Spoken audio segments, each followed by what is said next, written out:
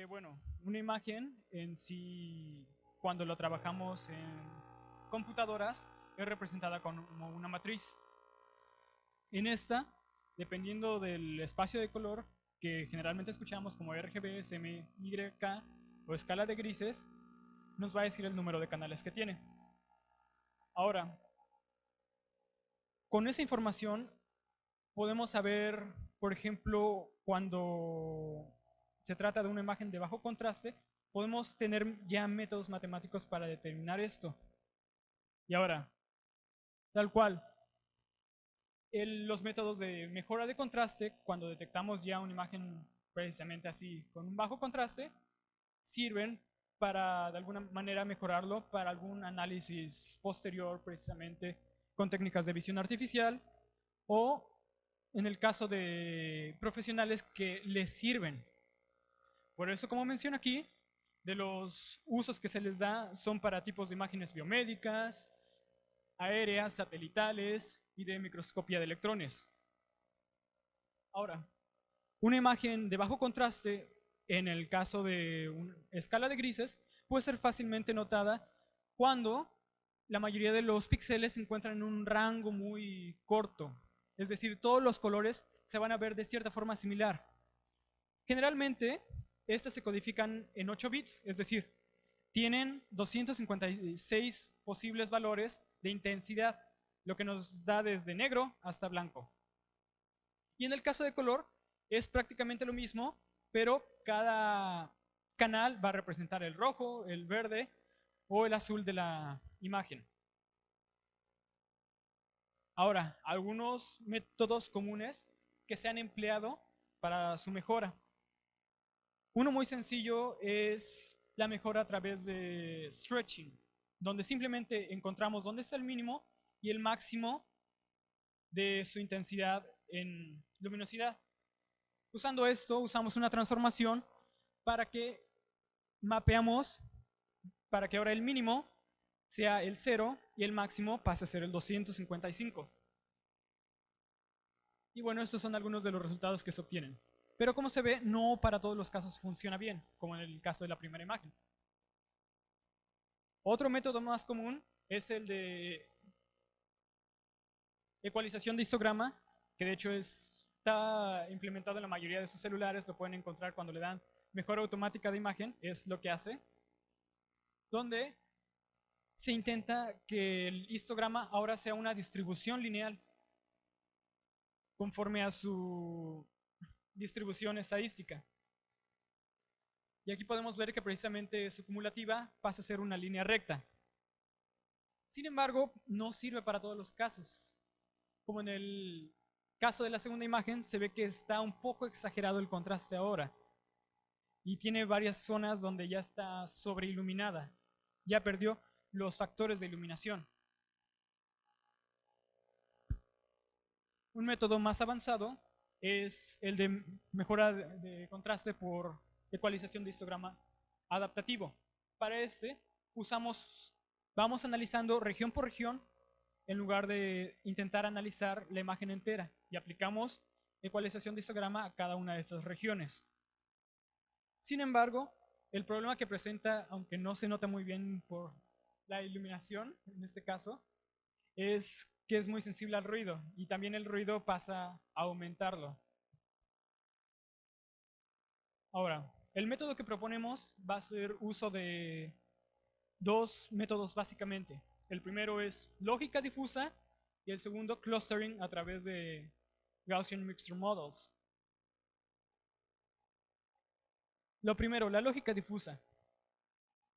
La lógica difusa permite modelar más similar a, por decirlo así, el lenguaje humano. Pasamos a tener conjuntos donde estos representan ya cosas para nosotros. Por ejemplo, podemos decir si algo está caliente o frío, pero no tenemos tal cual un umbral que diga a partir de ciertos grados es caliente, a partir de ciertos grados es frío. Simplemente tendríamos como un rango de pertenencia a es más o menos caliente, es más o menos frío, y a cuál se tiende más. Y bueno, para esto utiliza conjuntos no discretos. Dejamos aquí álgebra booleana donde son solamente 0 y 1 y tenemos ya rangos en los cuales esto se cumple. Y con esto podemos crear ahora nuevas relaciones. Si vemos que, por ejemplo, la temperatura en un cuarto está caliente, podemos entonces activar un ventilador con tanta proporción. Pero ahí estamos modelando directamente con nuestro lenguaje. Y precisamente de fusificación podemos usarlo para crear nuevos valores en el mundo real. Es decir, ya sabemos estas cualidades, ahora podemos pasarlo a variables ya controlables del mundo real, como por ejemplo potencia de un motor. Bueno, el ejemplo como clásico de esto es que no nos ponemos a analizar cuando algo va cayendo, a qué velocidad va, en qué dirección. Simplemente tenemos una respuesta a esto. Y no decimos tengo que correr a tal velocidad. Simplemente lo hacemos. Ahora, estos son conjuntos típicos que se encuentran en la lógica difusa, con los cuales intentamos modelar los conjuntos, como digo. El primero es el triangular, donde necesitamos 3 parámetros. El segundo es el trapecio, donde necesitamos 4 parámetros, que es básicamente una modificación del triangular, simplemente con una región en donde siempre se cumple. Y el gaussiano, donde necesitamos 2 parámetros, que va a ser la media y la desviación estándar. La media en donde va a centrar el conjunto y la desviación estándar, cuánto se va a extender hacia los lados este conjunto. Y este es un ejemplo de mejora de contraste a través de lógica difusa. Para la imagen de entrada proponemos unos conjuntos, en este caso de trapecio, de entrada, en los cuales creemos están, por decirlo así, yo lo modelé partes oscuras y partes claras, simplemente. Y tenemos a la salida otros 2 conjuntos, que es en donde yo los quiero localizar. Que digo, es ahora de nuevo la difusificación y la creación de nuevos valores que nosotros podemos controlar. Y se alcanza a ver en este caso cómo el histograma cambió y se adapta a los conjuntos que yo he propuesto y el resultado en la imagen. Ahora, el problema con este método es que en primera todavía se tiene que hacer una selección manual. Se tiene que inspeccionar el histograma para ver más o menos cuántos grupos tenemos que usar, en qué rangos se tiene que usar y el número precisamente de conjuntos y bueno, sus correspondientes parámetros que debemos usar. Una solución que planteamos para esto es usar técnicas de clustering, que no sé si hayan escuchado previamente de ellas, pero sirven para modelar grupos. Es decir, en este ejemplo tenemos, para nosotros es fácilmente reconocible que hay 3 conjuntos, pero para una computadora simplemente ve vectores de datos. En este caso, estos algoritmos sirven para, bueno, aquí hay 3 elementos, ¿cómo los separarías? Y que la computadora lo haga.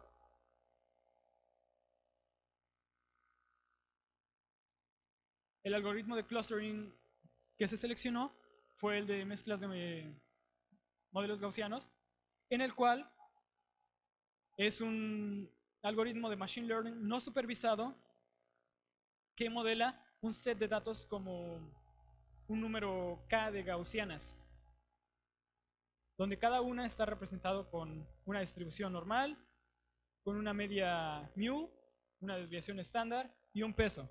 El peso es la proporción de los datos que cae en, por decirlo así, este clúster.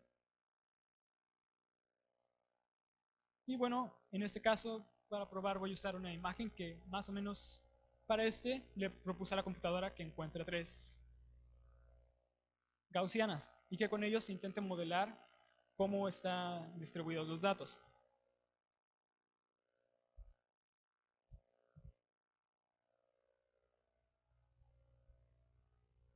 Y bueno, el aprendizaje de este algoritmo se hace a través de un método que se llama Expectation Maximization, en donde intenta maximizar la verosimilitud del modelo a través de varias iteraciones que se va corrigiendo a sí mismo. Y bueno, se ve cómo inicia el proceso más o menos cerca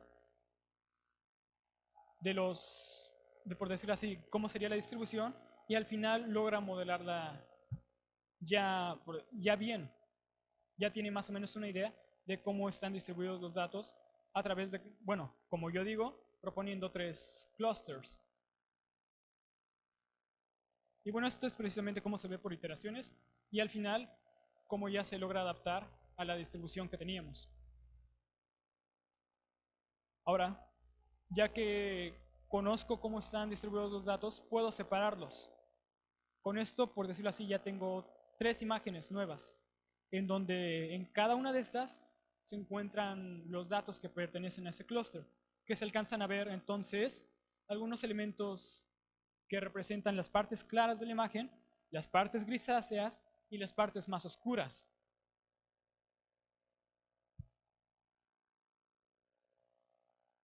Y haciendo lo mismo que había puesto al inicio, ahora los puedo relocalizar. En este caso, como son 3 conjuntos, coloco uno al centro, uno al final y otro en medio.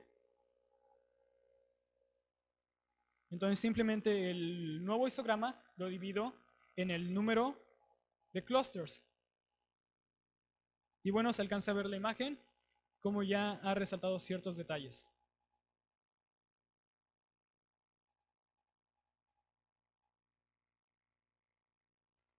Y bueno, eso era precisamente sobre dónde localizar los nuevos clusters, por decirlo así. Ahora, ¿qué tanto ancho en la distribución del conjunto difuso de salida? ¿Qué tan ancho se debe hacer? Y bueno, podemos encontrar 2 casos en donde estén precisamente muy concentrados o ya estén dispersos por sí solos desde el inicio. Pero como había dicho cuando modelo ya por Gaussian Mixture Models, que el peso que se le estaba dando a cada una de las normales ya nos estaba diciendo la proporción de los datos que tiene. Entonces, la nueva, por decirlo así, anchura que se le da al conjunto está dada por ese peso que tiene en los datos. Entonces, si desde el inicio está bien distribuido, lo deja similar, pero si está muy concentrado, entonces sí lo dispersa. Bueno, todavía otro problema que se tiene es, yo aquí sigo planteando el número de clusters que se va a usar. Una solución para esto es usar varios modelos, ajustarlos y después evaluarlos a través de alguna métrica que nos diga cómo están mejor separados los datos. Si vuelvo un poco al ejemplo de clustering, aquí para nosotros es fácilmente reconocible que hay 3 grupos, pero igual, de nuevo, para la computadora, si le pido hacer 4, va a encontrar la forma de separarlo en 4. Así que para esto existe la métrica del Bayesian Information Criterion, el cual nos da una estimación de qué tan bien están representados los datos por el número de parámetros que estoy dando. Es decir, puede que esté ya dando más o menos. Entonces, a través de esto, nos dice cuál es el óptimo. Que para la imagen que usé previamente, decide que en realidad es mejor representada con 5 conjuntos. Y bueno, ya que ya tengo todo para poder hacer esto de una manera automática, planteo ya unas reglas de cómo se van a formar los conjuntos difusos. Para los de entrada voy a usar triángulos y trapecios usando la información de dónde está su media o promedio. En ese lo voy a centrar. Y para los casos de el primer conjunto, o bueno, el conjunto más oscuro si lo quieren ver así, y el más claro voy a usar trapecios porque considero que a partir de ahí todos son oscuros o claros. Y para la salida voy a usar conjuntos gaussianos, en donde su dispersión va a estar dada por el peso que tienen los datos. Y su media va a ser simplemente haber dividido el histograma en el número de clusters y en donde se localizaría correspondiente a su intensidad promedio de luminosidad. Y bueno, este es un ejemplo ya de cómo se seleccionan automáticamente los conjuntos de entrada y de salida. Y se pueden ver ya precisamente cómo ha creado ya los de salida de manera que estén bien distribuidos a lo largo de todo el histograma. Mientras que en el caso inicial estaban muy concentrados en un rango. Y bueno, estos son algunas imágenes resultantes de este algoritmo. Bueno, primero está la distribución del contraste estimado, en donde para ecualización de histograma siempre tiende a ser más o menos algo similar. Su contraste generalmente está en un rango muy pequeño. Siempre intenta llevarlos hacia allá, ya sea que sea una buena ajuste de contraste o que, como en el caso que estaba mostrando, exageraba un poco el contraste. Y para el método que yo propongo, se tiene que crear un nuevo rango de contrastes, por decirlo así. Sabe si debe ampliarlo más o si realmente no necesita tanto aumento en el contraste final. Y bueno, estos son algunos ejemplos del método propuesto contra ecualización de histograma, en donde se tiene la imagen de entrada, el método propuesto y ecualización de histograma, que como digo, en muchos casos exagera el contraste.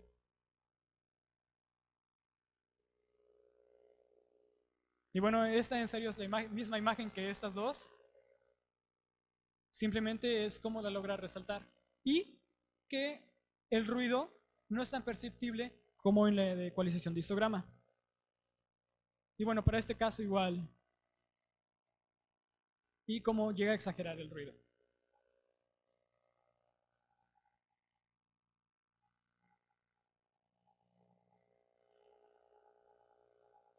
Estos son algunos ejemplos ya de imágenes a color, en donde para hacer este procedimiento, la imagen es pasada al rango, bueno, al espacio de color HSV, donde el último canal representa la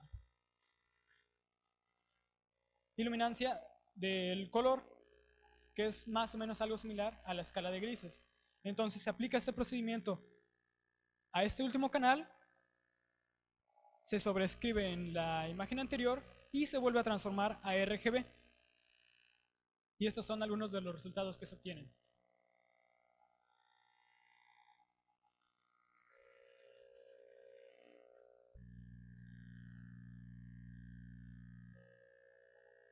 Y bueno, como conclusión se tiene que el algoritmo precisamente es capaz de adaptarse al contexto de la imagen, sabe cómo aumentar el histograma dependiendo de las condiciones que presente. Esto se logra precisamente porque la mejora se hace a través de analizar la imagen como distintos conjuntos en lugar de intentar hacer una mejora global. El resultado se puede implementar incluso en imágenes donde generalmente el ruido es un problema. Y bueno, hasta ahora todavía es más notable la mejora para el caso de imágenes en escala de grises. Y precisamente hay todavía trabajo que se puede hacer, como usar diferentes distribuciones estadísticas o usar diferentes espacios de color para trabajar la mejora en color de alguna otra forma. Y bueno, eso sería todo.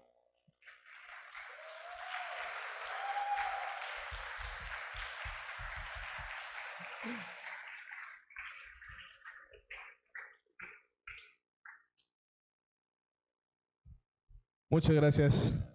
Vamos a abrir un pequeño espacio si hay algunas preguntas o un panel que les quisieran saber este tema de clustering, de reconocimiento del tema.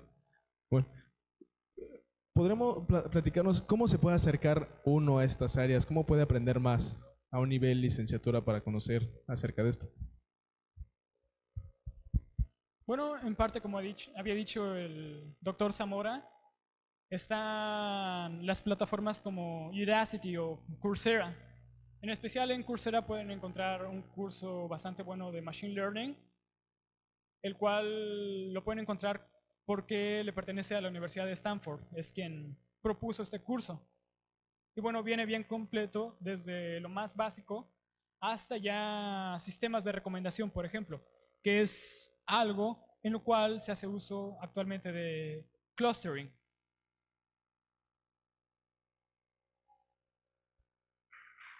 Muchas gracias, vamos a recibir con un fuerte aplauso a Carlos, agradecemos su ponencia y le vamos a hacer entrega en este momento de unos regalos que son muy bien merecidos. Entonces, vamos a darle otro fuerte aplauso, por favor. Y de este lado.